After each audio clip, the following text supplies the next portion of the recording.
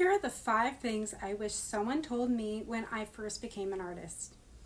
Number 1, find someone who is doing something similar that you can model your art business after.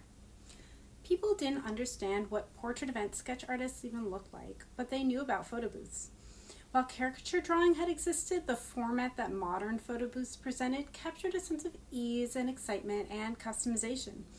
This was the experience I aimed to model, and so Drawing Booth was born. When I was able to place the role of an artist as a role and not tied to my personal artistic practice, I could envision the company model. That degree of seeing art as a service was huge for transforming my mindset from an artist to a business owner. Photo booths and similar concepts had been around for a long time, but the digital version was finally trending. This is literally how the name Drawing Booth came about. It was much clearer to translate what I was providing with roaming artists offering freehand digital portraits. This was a process that functioned completely by sketching on digital tablets before the drawing technology was as popular as it is currently. You must know yourself emotionally, do all the inner work, and know what aspect of the art process is most incredible for you. It may take some time. When I was reflecting on what I really wanted to do with my art career, I was in the middle of an incubator program for my community art initiatives. That question of, what do you really want to be doing, really changed my trajectory of career. I wanted to draw and create something every day, and now I do. Even though I wasn't fitting into the box of the caricature artist exactly, I knew I wanted to translate that experience into something sustainable that I could really work into my life. When it comes down to it, it's about focusing on that one thing and having enough support to iron out the hiccups from the beginning and then keeping at it until it can operate sustainably and become totally fulfilling. 3, know that others may be doing the same thing you are doing, but never let yourself think for one moment that you have to limit yourself to how they define themselves or their practices.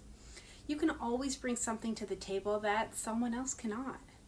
I've witnessed multiple companies trying to replicate the services I provide, literally copying the language we use or modeling themselves after our specific practices. But there's always going to be a flavor that sets us apart.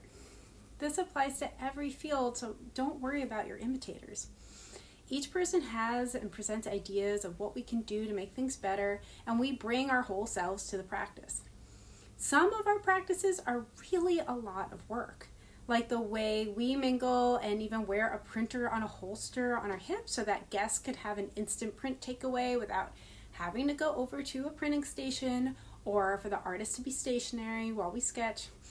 It can be tiring, but we work hard to make it seem effortless, and it brings so much joy to the guests in their experience. This type of work is not for everyone, but it does make us stand apart, and we know how much value that aspect of our services brings to the event planner in fulfilling their needs. Number 4, in your goal setting, aim for a 45-degree angle. Too high and you won't go far. Too low and you're going to fall short. A consistent progression up and out will keep you in balance. When I was in art school, my professor, the Time magazine cover illustrator Tim O'Brien, witnessed the drawing approach of my classmates and made a graph to show us how we were timing our process with labor over time to our finished illustration. His idea was this consistent 45-degree angle, and I see the same thing when it comes to goal setting. In order to move ahead at a sufficient pace, you need to have an idea of where you're headed. For example, is the goal national expansion or fewer contracts at a higher rate? You must also have a step-by-step process to get there. Sometimes we don't know where our lives will take us, and that's okay. A vague idea like, I want to draw every day, may lead to a job sketching construction plans or graphic recording at meetings for a company. Just don't aim too low because you might just meet it, so why not shoot for more? Number 5, beta test like crazy what you're trying to achieve with minimal financial investment. When I started Drawing Booth, I knew I wanted to offer drawings on iPads, even though it was a really niche practice before the iPad Pro. I couldn't manage to even borrow an iPad, so I invested $400 in an iPad Air. This was a big investment for me at the time, and someone in my family told me that it was a waste of money. Flash forward all these years later, and I'm drowning in iPads. The lesson here is that I didn't need to create a huge company and hire a bunch of people from the start. I just needed to get my hands on the equipment I needed, and then I offered my services for free in order to test things out. I was drawing at no cost, sponsoring my services in kind at early morning dance parties like Daybreaker in those early days, and it was a way for me to express myself creatively while also building and discovering what my business model and services offering was going to look like. Bonus tip: when hitting a wall, try the opposite of what you would do logically.